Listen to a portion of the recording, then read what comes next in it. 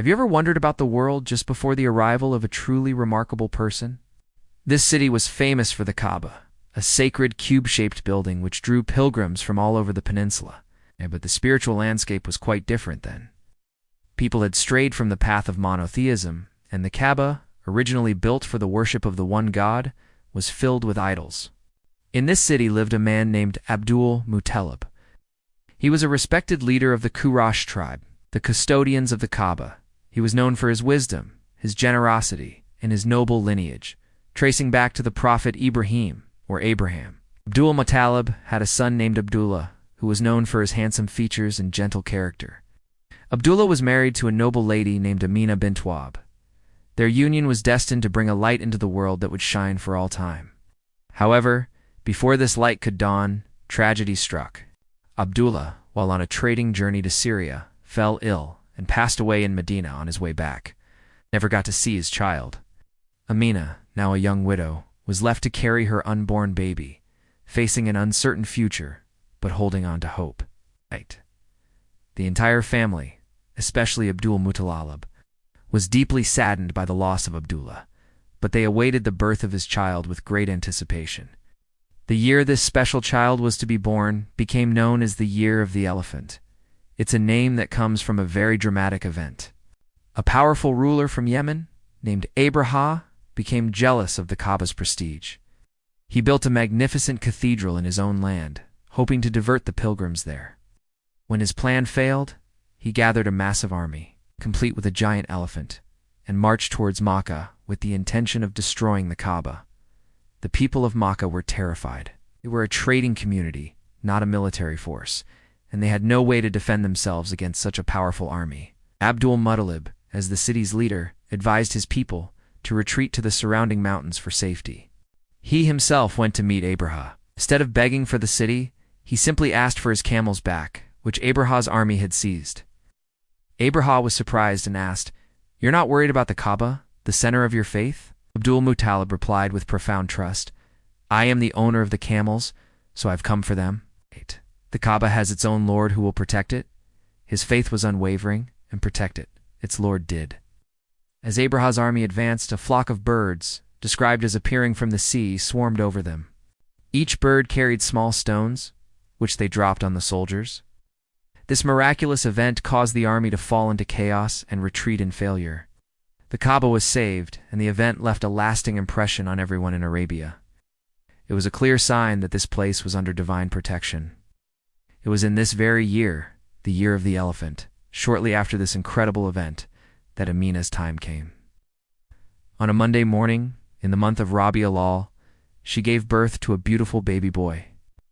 This was no ordinary birth. Amina later recalled that she felt a radiant light emanating from her, her light so bright it illuminated the palaces of Syria far to the north.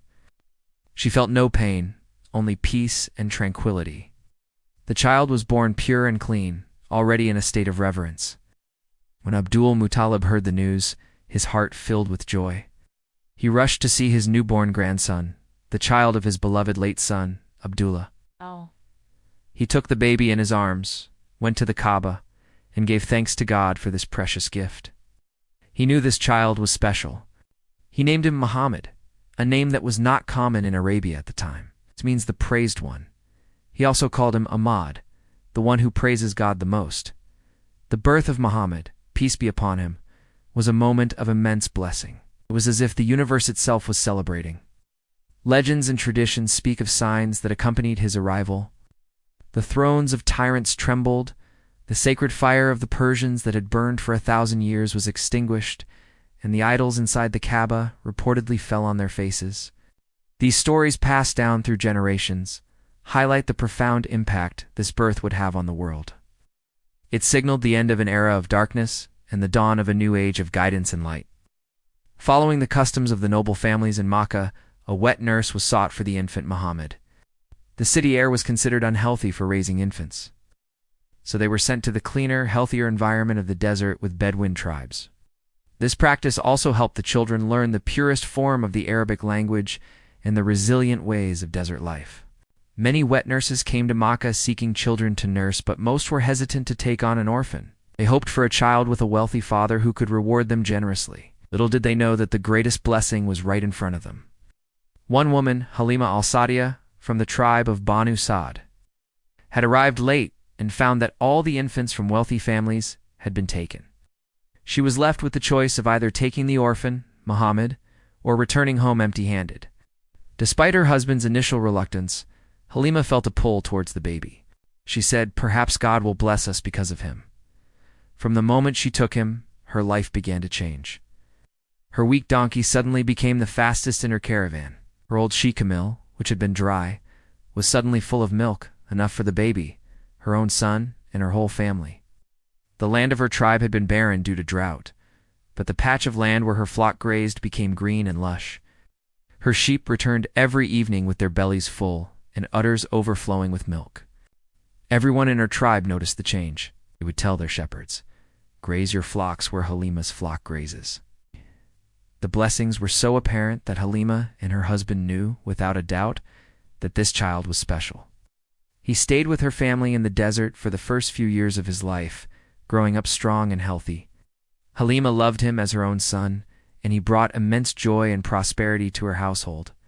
One of the most significant events during his time with Halima's family is known as the opening of the chest. One day, while playing with his foster brother, two figures dressed in white appeared. They gently laid the young Muhammad down, opened his chest, took out his heart, and removed a small black clot from it, saying, "This was the portion of Satan in you."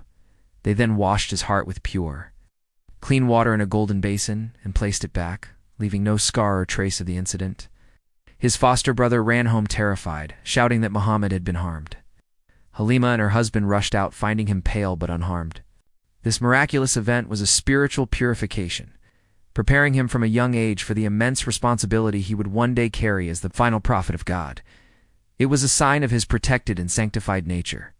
Frightened by this supernatural occurrence, Halima decided it was time to return the boy to his mother in Makkah.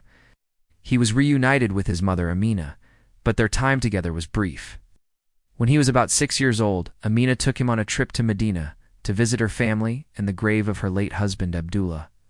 It was a journey filled with love and memories. On the way back to Makkah, Amina fell gravely ill and passed away at a place called Abraha.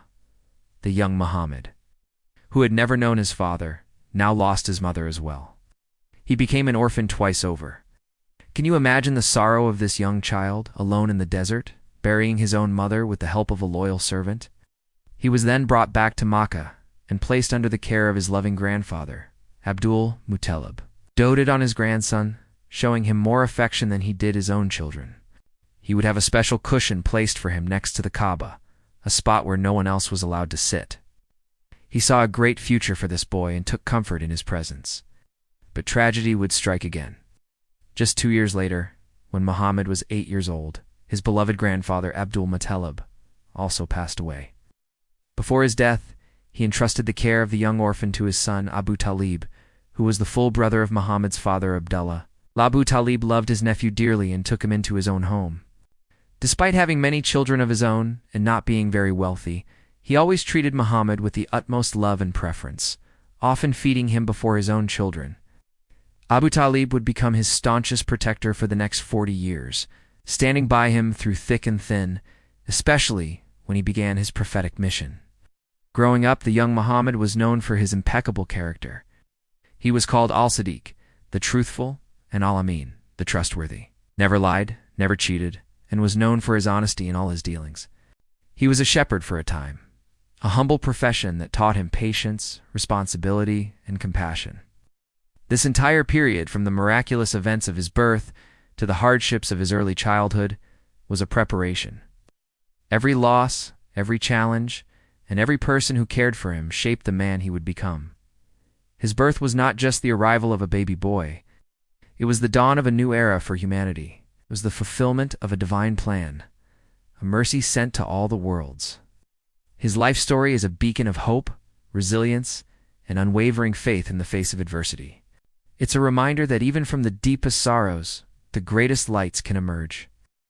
Thank you for joining me on this journey back in time to witness the blessed birth of the Prophet Muhammad, peace be upon him. If you found this story inspiring, please like, share, and subscribe for more content. See you next time.